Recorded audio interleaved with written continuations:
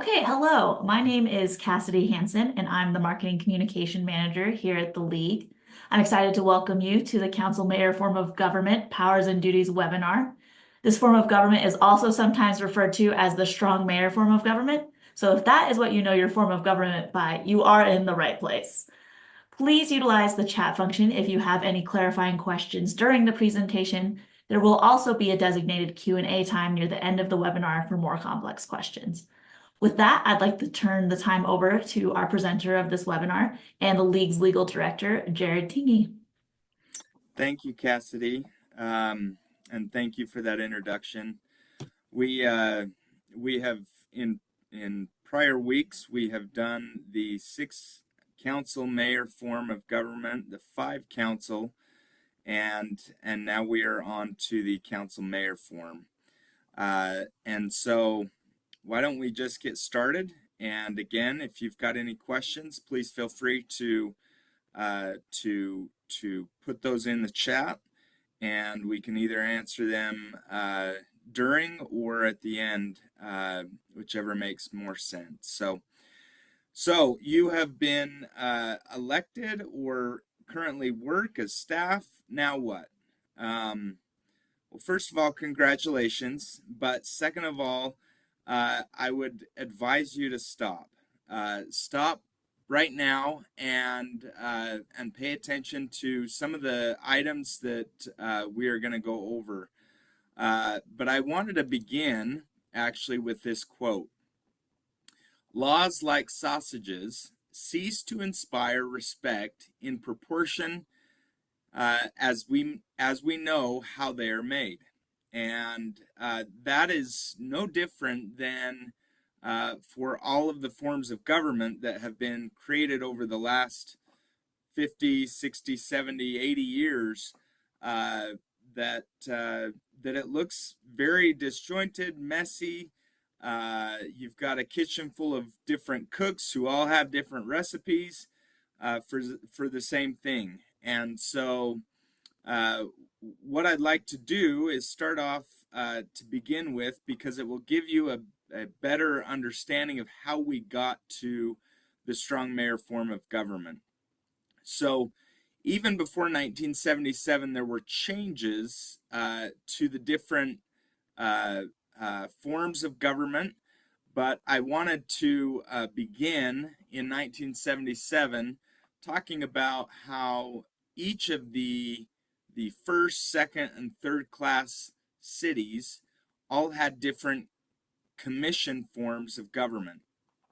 And there were, as well as towns, towns had a default 5-member commission form. And there were 2 other optional forms, the council mayor form, strong mayor, which resembles much like our federal system, with the president holding the executive power, Congress holding legislative power, and then they also had an optional form, kind of a holdover, council manager form, which acts more like a private corporation, where you've got a board of directors that direct the executive director, and that executive director just carries out what the board of directors have set forward in policy. So in 2008, 3 forms continued or were created, and 1 was discontinued. So the council mayor form is now either a 5 or a 7 council member.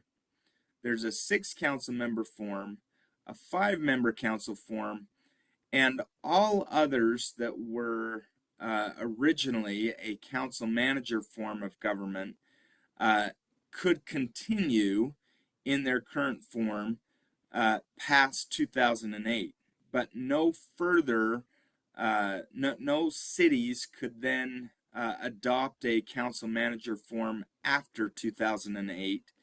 That form was discontinued to be adopted. And as you'll notice, in the traditional forms, it was done by class, whereas in the after 2008, the three forms plus the one discontinued form were not done by class. It did not matter what class of city you were in, the population that you had. It was merely whatever form of government your city and residents desired to have. So this is how the transition looked. 5-member councils still were 5-member, or commissions were still 5-member councils after 2008. 3-member council commissions moved to a 5-member council. 6-member commissions moved to 6-member councils. Council mayor form still was the council mayor form, but there was a restriction on either it being a 5 or a 7-member council. And then the council manager, which no longer was available except cities that had it. There is one other form, but only one other city in the state of Utah has that, and that is Tooele. They have what's called a charter, and that has a very, very different set of rules that it operates by, and is not necessarily set in stone like like the other forms of government. So it may look primarily for 5 and 6-member councils can be difficult to determine whether they are 5 or 6 or a council manager, because many 5 and 6-member councils have council managers. Or I'm sorry, I should have put their city manager. They have city managers, and so it looks like, well, are they a council manager or are they a 6 or a 5? But with council mayor form, it's a little bit easier to determine. And so here are the key resources, and I won't go into this scenario, but here are the key resources and questions I think that you should ask. Research prior ordinances. The code may not have been updated to match your form, just so you know. Does your mayor have legislative authority? And if so, then it's going to be a 5 or a 6-member council, or as a council manager. And then who directs your city manager or chief administrative officer? Is it the mayor or is it the council? Currently, right now, we can say with somewhat confidence, there are only a few cities that have currently the council mayor form, and that is West Jordan, Logan, Ogden, Marriott Slaterville, Salt Lake City, South Salt Lake City, Taylorsville City, Murray City, Sandy City, and Provo City. Now, some of those may have changed since our information was last updated, and so take that with a grain of salt. But if you're one of those cities, I know that, or I think that Vineyard, if I remember correctly, is changing their form of government. So it may change, and we may not have that information, but that's the best information that we have as far as the cities that have strong mayor form of government. So what does the structure look like? Well, you've got executive powers and duties and legislative powers and duties. The executive is through the mayor, and if they have as a chief administrative officer, and then also a yes, Michael, you had asked, can you please drop that list of strong mayor form of cities into your chat, and I will do that. let me, I I can can do do that, that. Jared. I'll That do would be it. great. Thank you. Um, and then you've got the legislative body, whether it be a 5 or a 7 member council, is handles the legislative powers and duties. And what we'll do from here is, and this kind of shows you further the structure. These last two, depending on whether you have a 5 or a 7 member council, these last two will be a part of the city council. So let's go into what are the things that the mayor must do, shall do. Uh, the first, for and foremost, they are the CEO and administrative officer and execute all executive and administrative duties. They can appoint, with the advice and consent of the council, a qualified person, and we'll talk a little bit about what that means. For a chief administrative officer, but only if in the resolution or the petition it allows that, that created the new form of government. The recorder, the treasurer, the engineer, and the attorney. Also with that, there is a report, there's quite a few reports that must be given to the city council. The first being any fines and forfeitures that have been done by the mayor. Now, fines and forfeitures, reminder here that fines and forfeitures are not fees. Fines and forfeitures are those that money that is required to be paid based upon a something illegal or a not obeying an ordinance, whereas a fee is one in which you are paying for services. And so there's a difference there between fines and forfeitures. If you're a mayor, be aware that there are other state code that defines what must be done to waive a fee.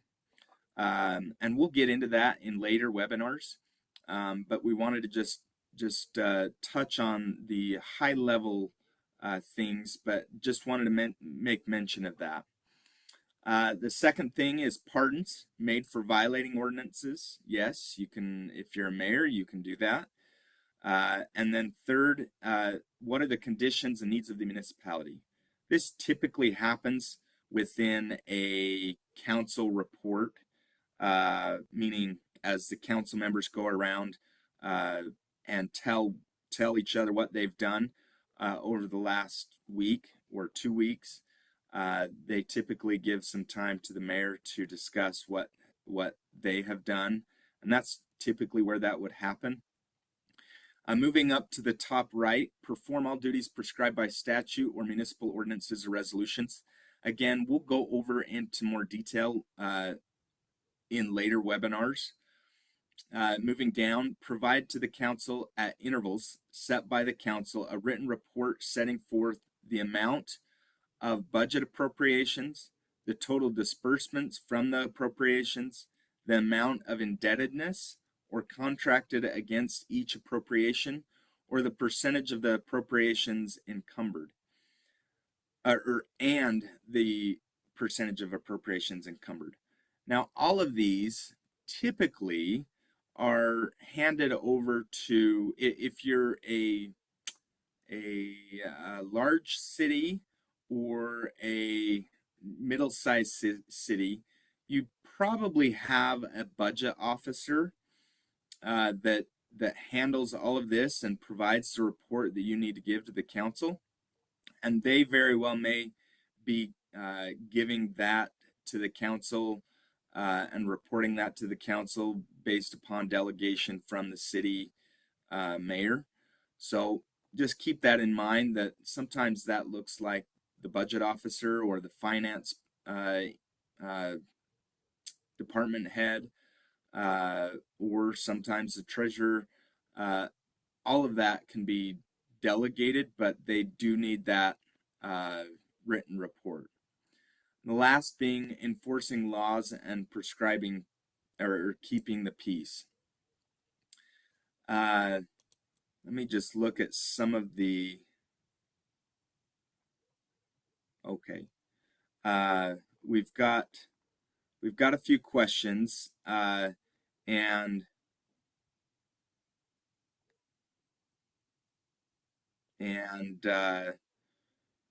why was this form of government discontinued? A good question. I'm not sure. That's a great question, and I'll have to go back, and I'd be happy to review that and look at the legislative history. And the question was from Tara Anderson: why was the city manager or council manager form of government discontinued? And so I can circle back with you, Tara, and go over that. And then I did forget Sandy. That's on me. Thank you, Cassidy. It's probably on me, but you're kind enough to take the fall. The going to those things that the mayor may do. They can appoint and dismiss a chief administrative officer and one or more deputies or administrative assistants to the mayor. Again, this is many of these appointments are done so through advice and consent of the council. And over on the right side, the second one down, you can see, I'm going to jump around just a little bit here. With advice and consent of the council, you can appoint and dismiss department heads, statutory officers, each member of a statutory commission, board, or committee. And so those are things that you would need to have the advice and consent of the council. So jumping back over to the second one down, at any reasonable time, examine and inspect the official books, papers, records, or documents of the municipality or its officer, employee, or agency of the municipality. This gives the mayor the ability to go and basically audit certain documents within the municipality if they find some sort of irregularity, and that permits the mayor to do so. The next one down, call on residents over 21 to assist in enforcing state and municipal laws. This is one that is actually given to all forms of government when it comes to the mayor. And then the last one there, remit fines and forfeitures, which we've already discussed. Up at the top right, release a person in prison for a violation of a municipal ordinance. Again, we've discussed that a little bit. Jumping down to the third one down there, create any administrative office and appoint and dismiss a person to that office. And then lastly, but probably the most influential, is at least with respect to the division of authority among the mayor and the council in a mayor-council form or council-mayor form of government, is veto. The veto power, vetoing an ordinance, tax levy, or appropriation. So that is a huge power that the mayor has in a council mayor form of government that is not found in other forms. So let's talk a little bit about a few more things that a mayor can do. They can regulate, define the powers and duties of, and exercise control over each executive or administrative department, division, or office of the municipality. Moving down there, appoint a budget officer, and this is what we've talked about before, to serve on behalf of the mayor to comply with the Uniform Fiscal Procedures Act for cities and towns. And then up on the top right, attend each council meeting, take part in council meeting discussions, and freely give advice to the council. So this is something that the mayor is allowed to do, obviously in accordance with the typically Robert's Rules of Order is adopted by the councils. But whatever they adopt as far as the procedures go, this is one of the duties that is or one of the powers that the mayor has to be able to do. The next one down, execute an agreement on behalf of the municipality or delegate. And here's an important thing: by written executive order. The authority to execute an agreement on behalf of the municipality. What I've seen sometimes is, without this written executive order being in place, giving department heads the ability to sign agreements on behalf of the municipality, they are signing those agreements, and there needs to be a written executive order delegating that authority to department heads if that's what your city or town decides to do.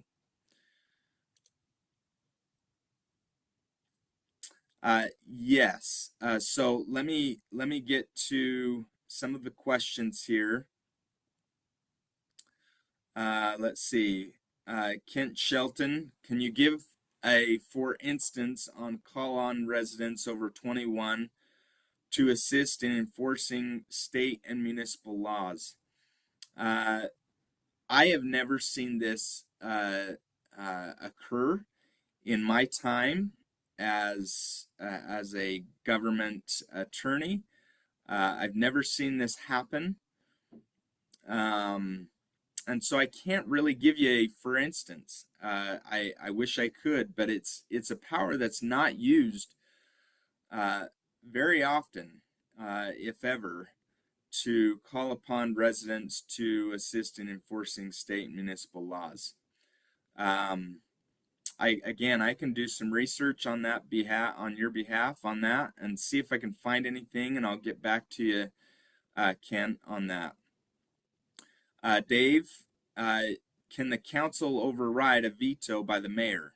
Yes, they can, and that is one of our very last slides that we'll go over after we've gone kind of over the mayor as well as the council powers and duties.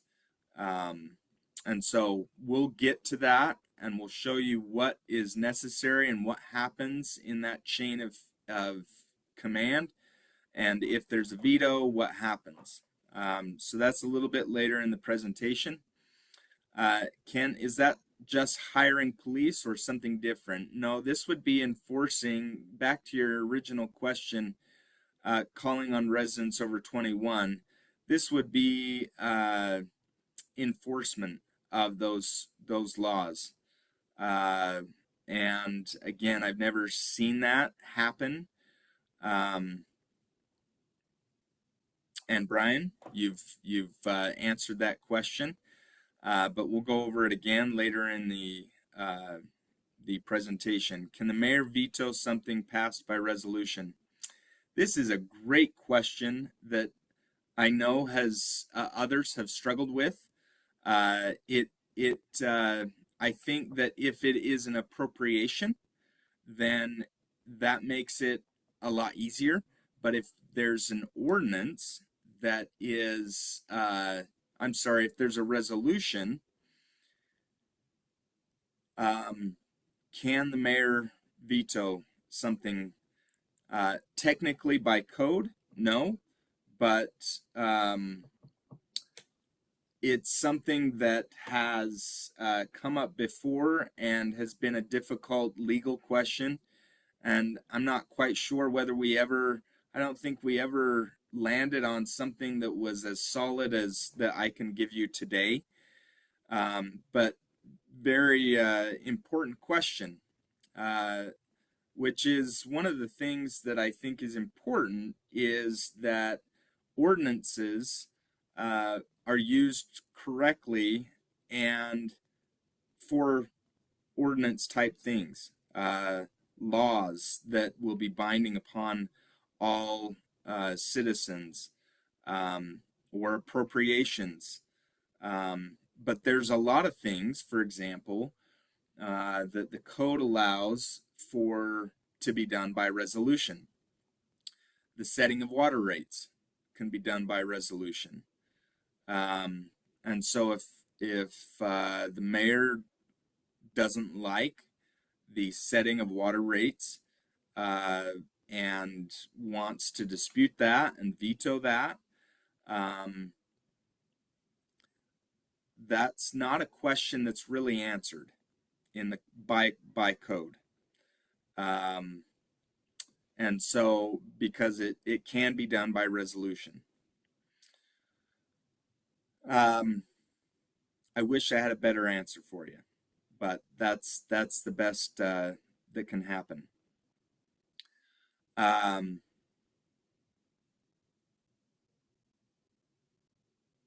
Right. Yeah, that's the code section. And right now all it says is a kind of going back to this veto an ordinance, tax levy, or an appropriation. And so that may be a place of disagreement, and that you'll have to figure out with your particular city or town.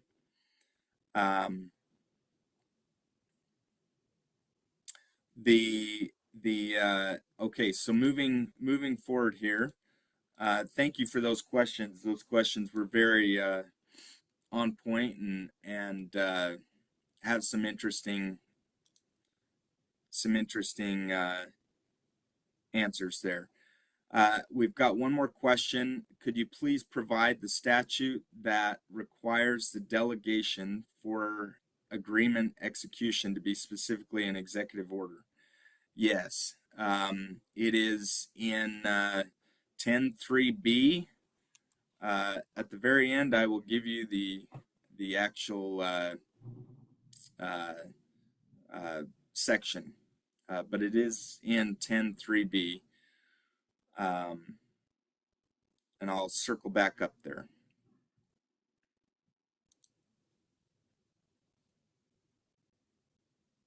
Okay, these are some of the things that that a mayor cannot do in a strong mayor form. They cannot vote on any matter before the council. They cannot enter into an auto-renewing employment contract for a CAO or appoint a CAO during an interim vacancy period. What this essentially is trying to avoid is a mayor setting up someone to receive a chief administrative officer position and the next mayor being forced to have that CAO as their CAO. And so what this does is it essentially, if you enter into a chief administrative officer contract, it can't auto renew without coming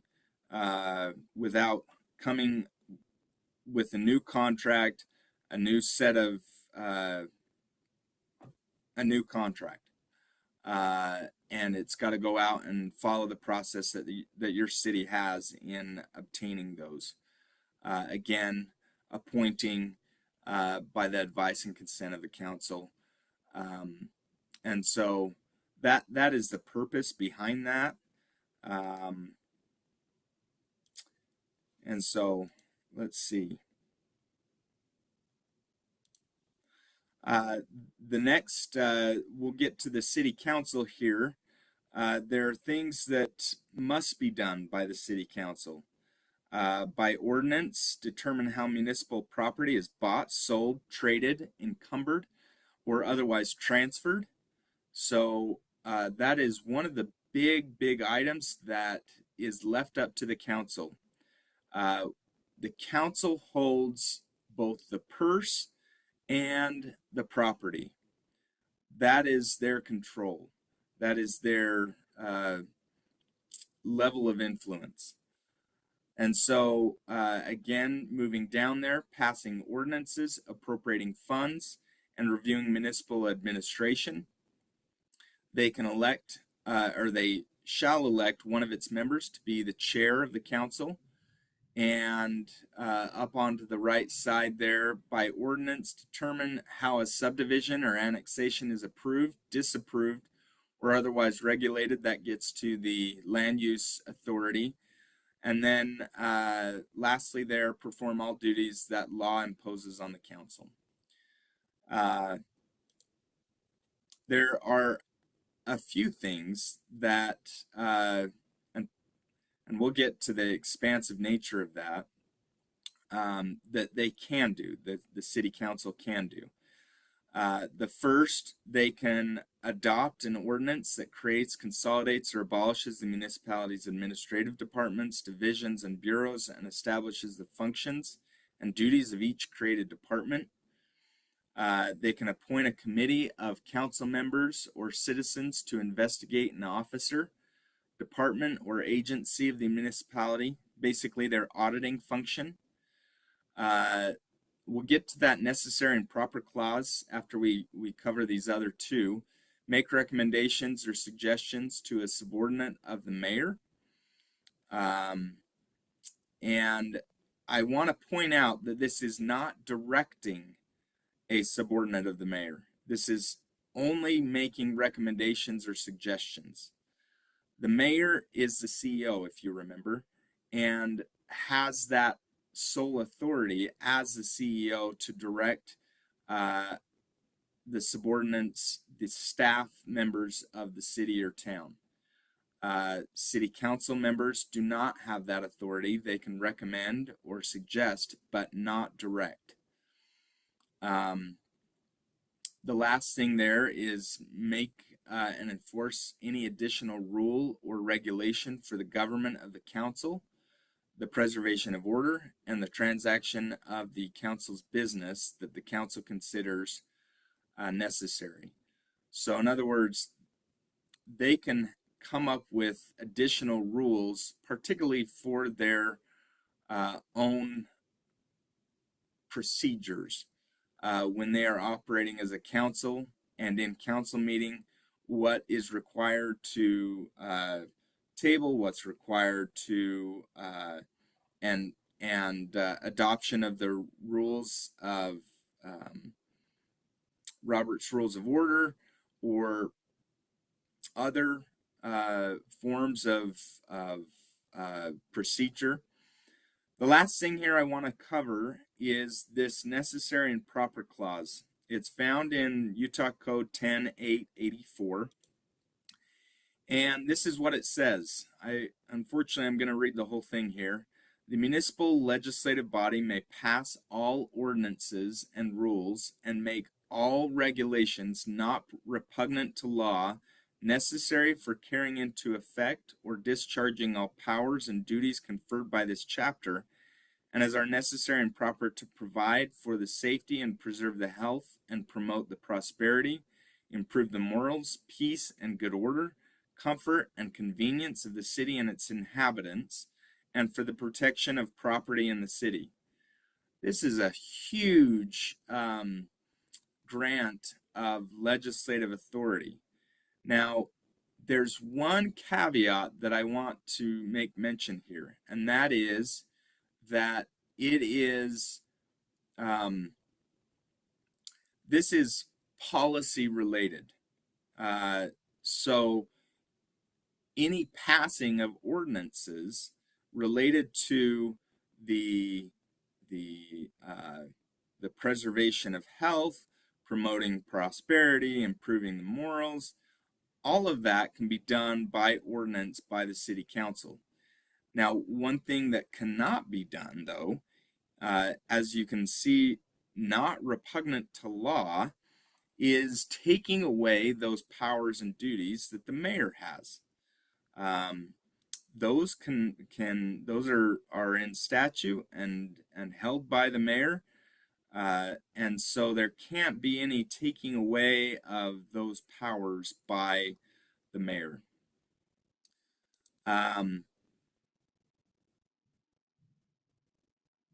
Okay, we've got one question by Dave Graff, talking about the question being on the make and enforce any additional rule or regulations for the government of the council. He said, would this be a document called rules and norms under which the council operates? Yes, that would be. That would be what it likely is called. And a lot of times it's called council rules. And so I think every city and town terms it differently. Council policies and procedures, but that is likely the document that we're talking about here. This is a description of what was in the past. In the past, the cities and towns were held to what's called the Dillon Rule. And what that prescribed was that cities and towns only had the powers expressly enumerated in state code. That changed with a seminal case, Hutchinson, and it changed to all powers not otherwise explicitly excluded in state code. Coming back to that necessary and proper clause, that expanded our ability as cities and towns to enact legislation that so long as it was not prohibited in state code, allowed us to move forward.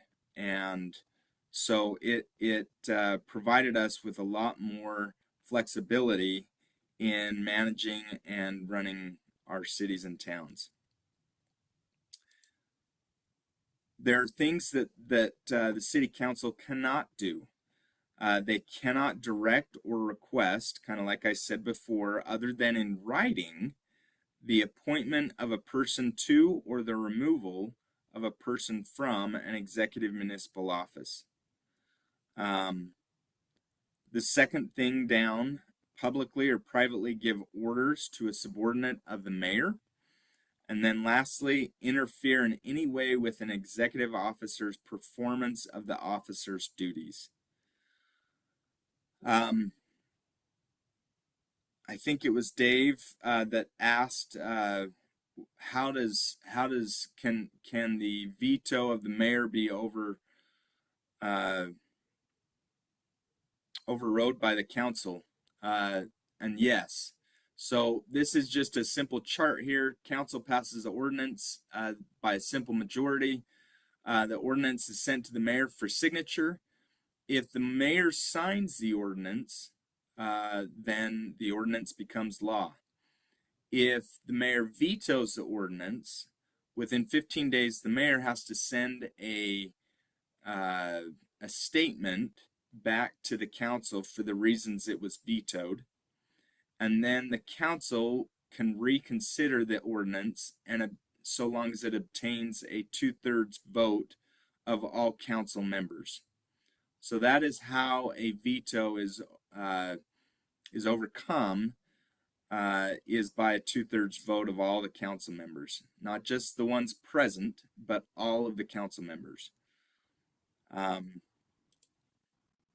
So now let's talk a little bit about the staff.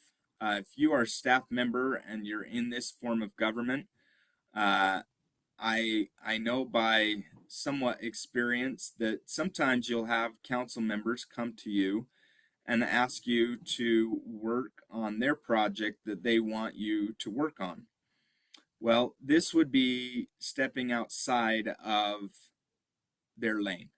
Um, and they need to know that that should come through the mayor, and they can make suggestions and recommendations, but that direction, uh, how they perform their work, the timing by which they perform their work, all of that is a mayor function that must come through the mayor. So, who do I go to for approval of decisions? Really, it would be the mayor or the chief administrative officer, depending on whoever you've been directed to interact with. Uh, Sometimes it's the chief administrative officer, other times it's the mayor, depending on your city and town. You may not even have a chief administrative officer. How do I navigate my job when others are operating outside of their lane? I think the biggest thing that you can do is just let your mayor know, this is what I've been asked to do. Is this something that you would still like me to proceed forward on? Because there are quite a few different instances where you may be in sort of a rock and a hard place. I want good relationships with my council and council members, but I don't want to do something that the mayor hasn't requested that I do and work on and spend time on. And so my advice to you would be go and talk to your mayor, go and talk to your city manager or chief administrative officer, and and let them know, this is what I've been asked to do. Is this something that you still want me to do? And let your mayor handle the request by the city council member and have that communication with the city council member, so that there's clear communication. The third question here, what authority do I have in making decisions for the city within my own sphere of influence? For example, if you're the city engineer, what about those policy decisions that aren't necessarily in code, but that as a city engineer, you've decided, you know what, this is a better way to do certain things. Again, this is something that if it's a policy shift, then it's likely a city council decision because it's a policy shift. Now, that being said, you're going to get this lawyerly answer here. It does depend on how much it is policy and how much it is executive function. And I think that there can be some tug and pull back and forth between the city council and the mayor with respect to certain policies. Obviously, if it's a policy that is more administrative function, then that's a lot easier to determine that, hey, this is a mayor decision. Or maybe the mayor has given you authority to make those decisions, and if so, that's great. So that's the best advice I can give you. I know that sometimes it can be frustrating when you've got different individuals giving you different advice and saying, I want you to do this or do that. Hang in there and try to work through that with your mayor or city chief administrative officer. So let me go to that question. It is, let me just pull up, and maybe I can just email you back. Any other questions that we've got that I could answer, let me know.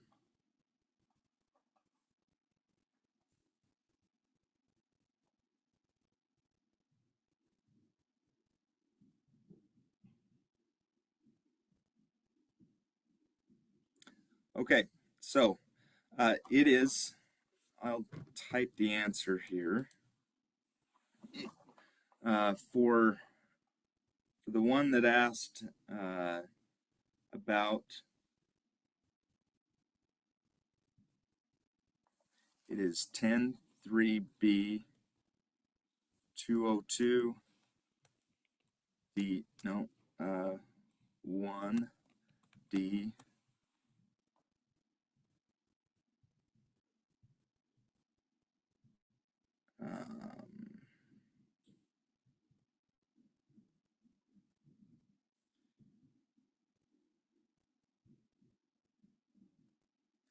IX.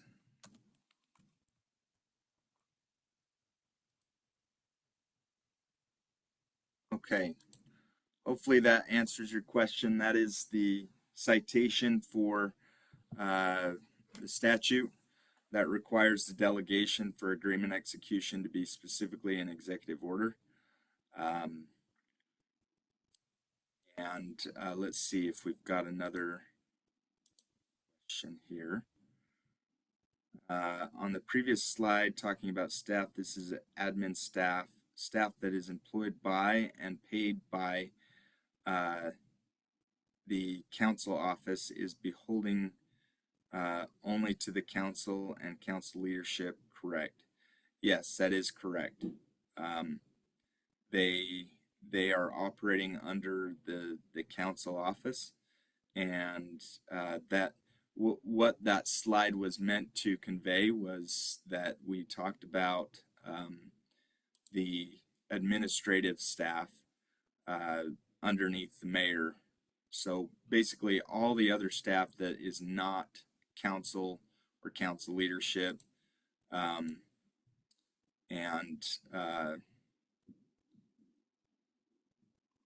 so that hopefully that answers your question. And with that, I think that we are, I don't see any other questions. And so we'll end there. Turn the time back over to Cassidy. Great, thank you, Jared. Thank you for joining us today. We will make this webinar available on our YouTube channel and encourage you to share it with others in your organization. Also, as a reminder, we will be holding a webinar on RDA and TIF on December 3rd, and registration is open for Local Officials Day, which will be on January 22nd. I'll post these links into the chat box so you can access them. And we hope you have a great day, and that we'll see you at another legal event in person or online very soon. Thank you.